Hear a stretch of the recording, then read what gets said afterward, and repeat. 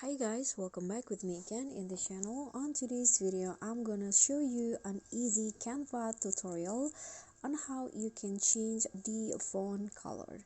So here I've already opened a design in Canva and I want to just click on one of the text. For example, I want to change the font color of the title.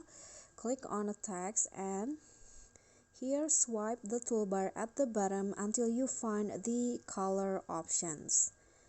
Okay, so you can just explore the color in here. You can choose the default colors, solid colors, or you can also click on this to find your own color. Okay, so let's say I'm going to change it into the black color. Click on this, and if you want to change all of the font colors in the design, you can just click on change all, and all of the text in the design will be changed.